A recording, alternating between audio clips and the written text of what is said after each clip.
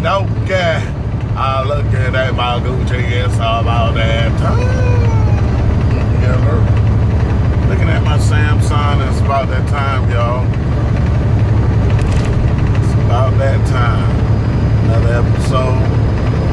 Real talk, real fathers, real man. Yes, sir.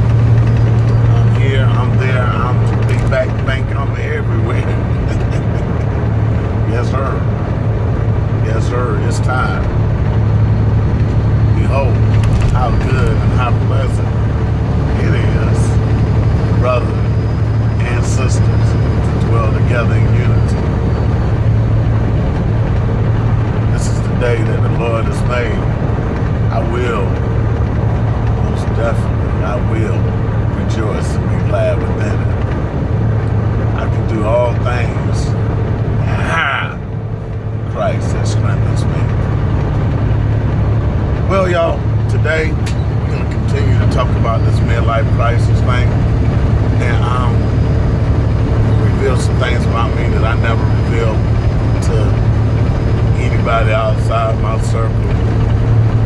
That small circle, not the big circles, because we all have circles. We have small ones, we have medium-sized ones, we have large ones, and we have gigantic ones. But midlife crisis is real.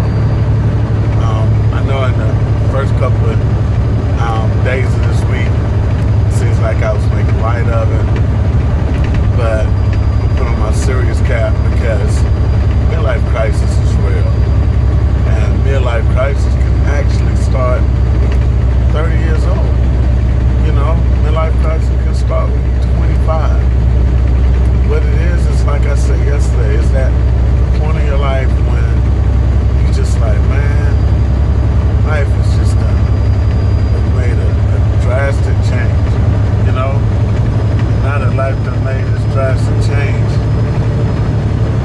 how am I going to react to it?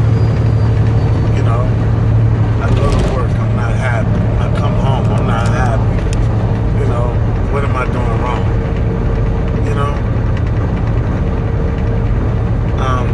I had a close friend I was talking to yesterday. That friend, you're going to find out that how that is beautiful. Where am I at? Sparta. It's a racetrack. A nice racetrack. But his friend did something that it's been a long time. Well, I ain't going to say it's been a long time. Because I can honestly say over the last couple of weeks it's been happening a lot. Because, and I know it's just as my mom says, just the devil trying to steal my joy. But here lately, what's been going on is, everywhere I go, everywhere I'm at, people are judging me for me being me. And that's a hard place to be when you have a personality like mine who, in my mind, it's not that I feel like I can't do nothing wrong. In my mind, I don't have the makeup to want to do anybody wrong. I don't wake up at 6 o'clock in the morning with the intentions of hurting somebody's feelings or breaking somebody's heart or talking bad about somebody. That's not me. I don't go to bed at night saying, oh man, there's haters out there and them haters is out to get me. In my mind, I feel like everybody, in my childish mind, I feel like everybody has the same mindset that I do. That, hey, if I make a mistake, it's a mistake. Charge it to my head, not my heart. But what this friend told me, asked me a kind of personal question. It said, you make a lot of money. How much do you save? And I'm not ashamed to tell nobody I don't save a dime. That may sound crazy, like, you don't have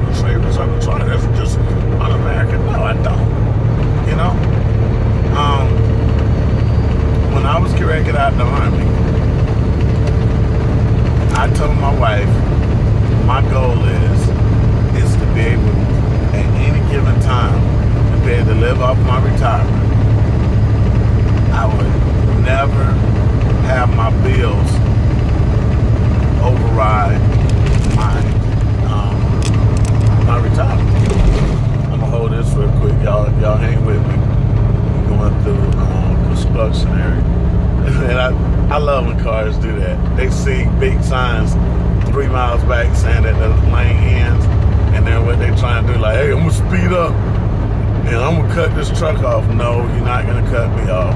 I'm not being rude, but what you get ready to do, you get ready to kill some orange barrels. That's what you get ready to do.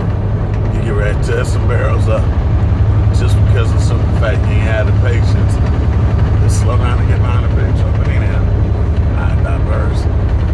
But the thing about it is that I set myself up for success like that.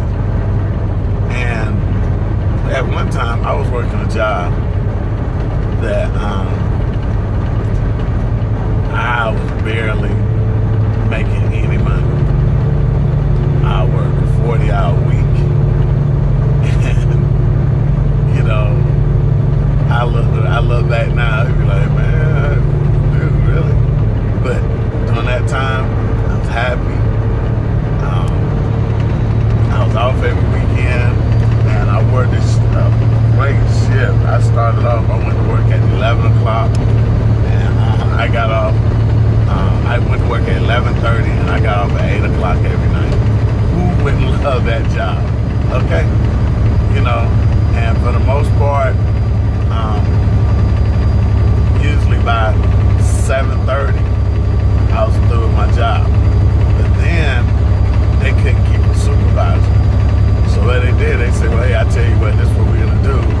We're gonna have you come in, and you're gonna work from 3 to 11.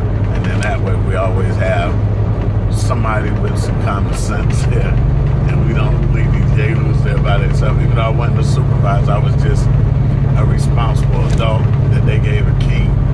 Some people call them a key holder, just gave a key to lock the place up. So that meant I come in at 3, by 7:30, I was done. Just sitting around, stealing oxygen, you know? And, you know, me and my baby, we survived, you know?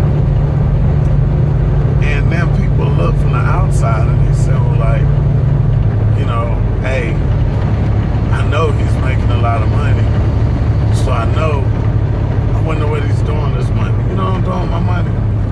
I'm having fun with it. I tell the world, I'm having fun with it. You know, and not only am I having fun with it, is I make sure people around me, people in my circle, having fun with it. You know, I don't walk around here flashing like, hey man, I got this, I got a Gucci watch, which I don't have a Gucci watch, wouldn't buy a Gucci watch, but I mean, but that's just me.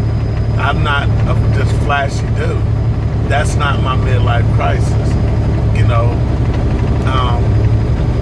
I just feel like, first of all, anybody that knows me know that my new thing is this is not mine. This truck, yeah, the title is in my name. You know, it's paid for. But it's not mine.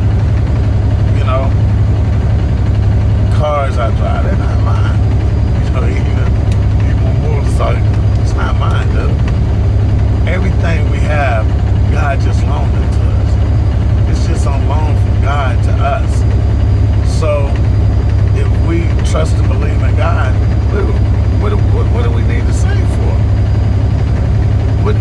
I'm not, you know, if you read in the Bible, and I'm not a preacher, I'm not a Bible scholar, but somewhere in the Bible it talks about, you know, how this guy stored up all this stuff, you know, instead of giving it to the poor, he stored it all up.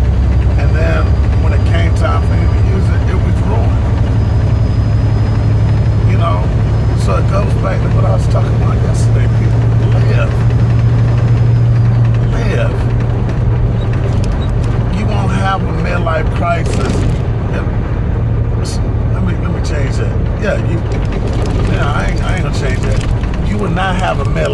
promises if you do one simple thing. Live. That's all you gotta do. Only thing you gotta do when you wake up in the morning and you can do this, you can open your eyes, even if you ain't got legs to walk, even if you're blind, if God woke you up this morning, at least give him enough gratitude to do something. You know how many people didn't wake up this morning? You know how many people went to sleep last night and didn't get up this morning? And then you have the nerves to have a pity party and say, well, Lord, I can't pay my rent. Bye. Move out. Get you a tent. You know, trust and believe. If you do something, I really do believe in this, and I don't want to turn this into a religious program, because I think people who have religious programs should be qualified. I'm not qualified for that. But anyhow, just reach out there. When you're in this midlife crisis, reach out there and see what God can do for you. You know, at least move. You know, I was talking to a very, very close person in my life this morning, and I'm not putting their business out there. I'm gonna just say this person is close to my life, and they was telling me a situation they was in, and I said, why are you listening today? You know, I give you a look. And this person was talking about refinancing their house, and they said, well, this person told me that I need to do this, this, and this. I said, well, what did the finance company say? Oh, I didn't even try it. So this person right here, not involved in finance whatsoever, no. But they usually give me pretty good advice. Okay, I tell you what, dude, this is what I want you to do, right? I want you to go over to Fat Sam and Little Willie house and tell them I sent you over there, and tell them to write you a check for $1 million. Oh, you rolling like that? No, I'm not rolling like that. But if you're gonna listen to somebody that's gonna tell you, don't even go talk to the finance company. You know, this is something you need done. And God will recognize that this is something you need done. You're not going to get your house refinanced so you can go out here and buy a Porsche. You know, you're going out here to get your house refinanced because it needs repairs. You know, and the Lord sees that. You know, and it's the same thing with anything else you do. You know, if you out here and you're on your job and you're not enjoying life on your job, and you have problems on your job, hey, pray about it and say, Lord, order my steps. And then when it's time for me to walk away, I'm gonna walk away. I'm gonna walk away, and I'm not even gonna look back. The name that's on the side of this truck now, you know, is a company I walked away from 2 years and 3 weeks ago. I walked away and said I'd never be back here again. But we never say never. Before I came here, I was supposed to go work for another company. Had everything ready to go, get ready to put their name on the side of my truck and everything. And I got a phone call and say, man, was you serious about coming back? I'm like, well, what you got? And I didn't know that my wife had a problem with me wanting to go to this other company, because this other company was in Pittsburgh. And she was like, man, I am so glad you didn't take that job. And I'm like, dude, why, if you had a problem with me taking it, why didn't you tell me? Well, the reason why I didn't tell you is because that's a decision you had to make, not based on my feelings, but based on your feelings, because you're the one who's going to be making decent decisions. I had to respect that, you know? And so as we wake up in the morning and we find out we're a year older, we find out life has passed us by. Even this life can't pass you by if you're still here. Live. Live. Don't let what somebody around you, even people you love, don't let them influence what you do today. Don't let them be the person to tell you that, oh no, you ain't gonna be able to do this. You know what I can't do? I went through a motorcycle safety class over 10 years ago. Over 10 years ago in Newport News, Virginia. Never rode a motorcycle on the street. Never. Nothing in that safety course. And it wasn't nothing but a little 450 or 250 or whatever, a little small Yamaha. And somebody close to me, and they might be seeing this too, and they'll know that I'm talking about them. Told me like, well, man, when you ready to bring that bike home, I'll go there with you and ride it home for you so you can get in the neighborhood. Anybody who know where I live right by the Mall of Georgia. One of the busiest areas in Gwinnett County. I live off of Buford Drive, you know what I mean? So it's a million people in Gwinnett County, you know? And I just kept saying, the whole time I was out here on the road, I can do all things through Christ that strengthens me. And the ultimate thing, the way that we can pay God back is just by simply saying, hey, you know what, Lord, I trust you. I'll tell y'all a little secret. My big brother, I hope you see this, you clown. I'm tired of you saying it too. I'll beat you up. I know you're the big brother, but I think if I sneak you, I think I can take you. My big brother said, you know what, little brother, think about you, you're too stupid to fail. And for most people, that'll hurt. But to me, I was like, that's why I love you, man, because you can be real and honest with me. I'm really so naive that I believe if the Lord puts something in my head, I can do it. I can do it. I mean, I don't fear failure. I don't fear failure, so by me not fearing failure, then, you know, if I fail and you laugh at me, I don't care. I'm laughing at you because you didn't try. You know, you didn't try. You know, in 1994, I was playing semi-pro football. I was driving trucks part-time. I was working at the stadium part-time. And I was in the Army driving for a 4-star general. All at the same time. And they interviewed me for the Post newspaper, and they said, well, how do you have time to do all of this? And I was like, just do it. You know, I don't think about, hey, how I'm gonna make this happen, how I'm gonna make that happen, because that's wasting time. It is. If you sit around saying like, man, I gotta do this, and this. I just been that type of person where if it's a space, then it's a space open right here, okay, got time, okay, let's do it, okay, I know that I got to be at football practice at 5:30 this afternoon, so okay, can't schedule that there. I know football practice will be over by the time I take a shower and everything by 8 o'clock, so hey, if you got a load leaving out of Atlanta, going to Rome, Georgia, anytime after 8 o'clock I'll be available.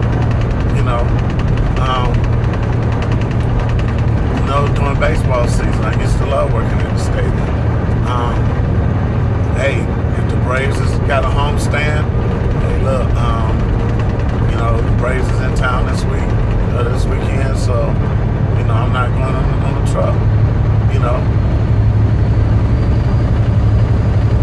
Playing semi-pro football. We got a game this weekend, so not going on the truck, not working at the stadium, going to play football. I was also a bouncer. That dude is there.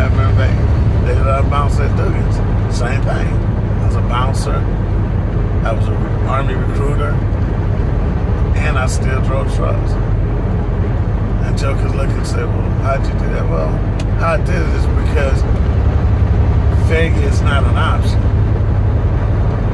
Failure is not an option, and the only way you legitimately fail is when you quit. So just because somebody else say you fail because you try this and you try that, then no, that's not an option, dude. You can't fail until you quit, until you no longer try anymore. You know?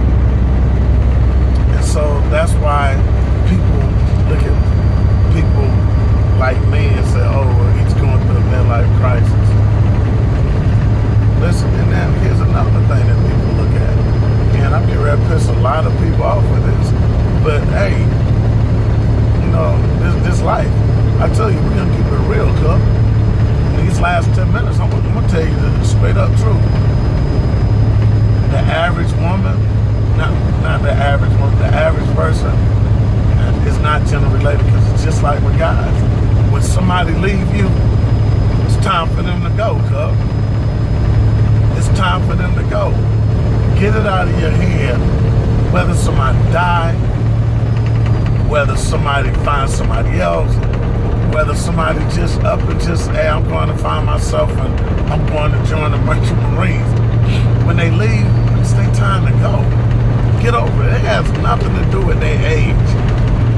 Absolutely nothing to do with their age. It has nothing to do with you.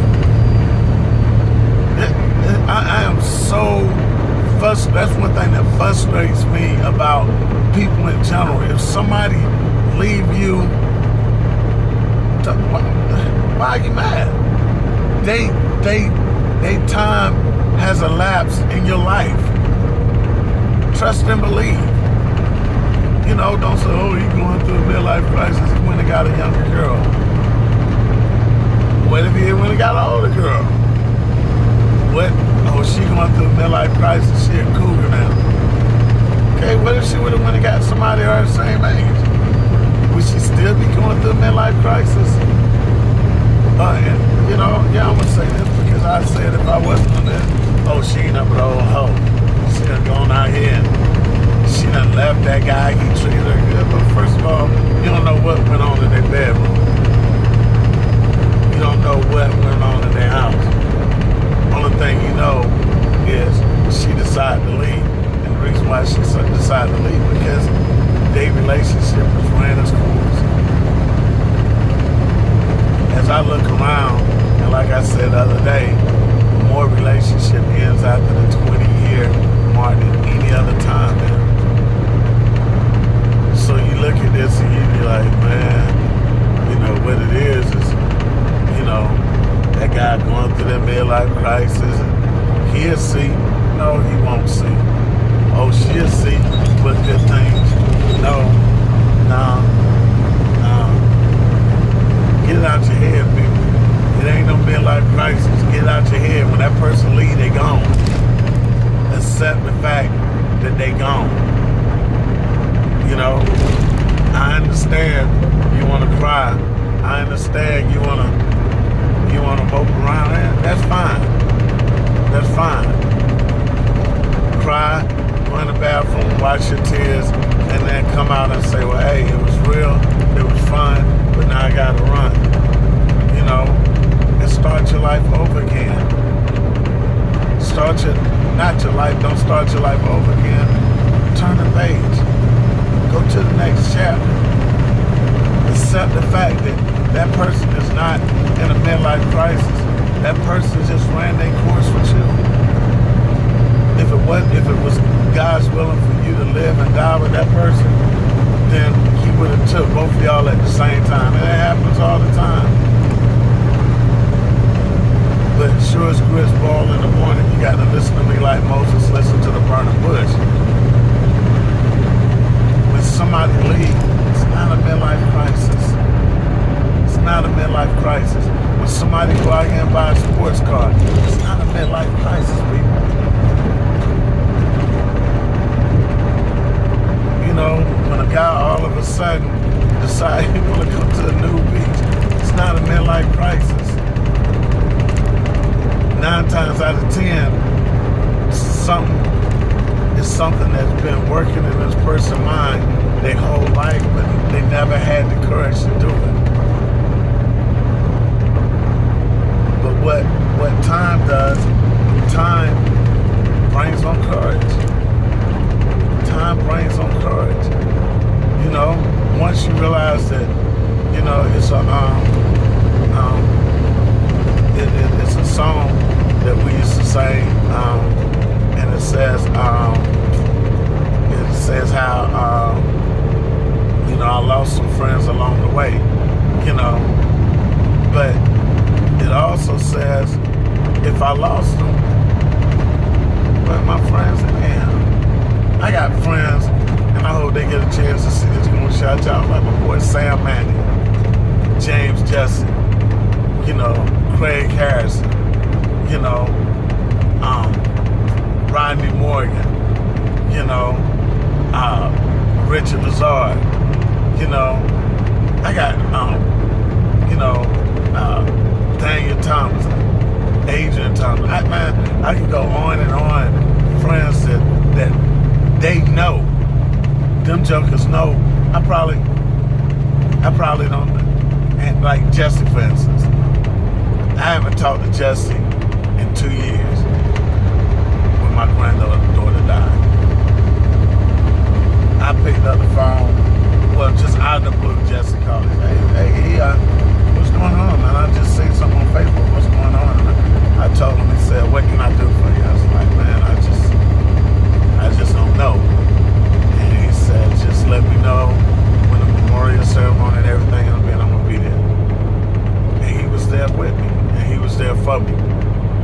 You know, and that's what friendship is about. And so if somebody leave and say they outie $5, I'm gone. Outie 5,000, baby. I don't remember that. But anyhow, I'm gone. Then they gone. But if somebody say I see you later, that means they still a part of your life, then they still a part of your life. But if they're in a relationship with you and they tell you, hey, I can't do this anymore, you know, I'm done, son. Then you like, well, okay. Peace, love, and chicken grease, cub. You know, see you next time. You know, if somebody, let's accept the fact that midlife crisis is not a crisis. Let's accept the fact that when somebody go out here and make a drastic change, it's not a drastic change on their part. It's something that they've been working on in their mind, trying to get up enough courage to tell you. You know, if a guy get out here and leave his wife after they've been together for 20 years, it's not something that just happened overnight. It's not one particular thing. But hey, y'all, that's my time. That's my turn. You know, if you don't take nothing else out of here,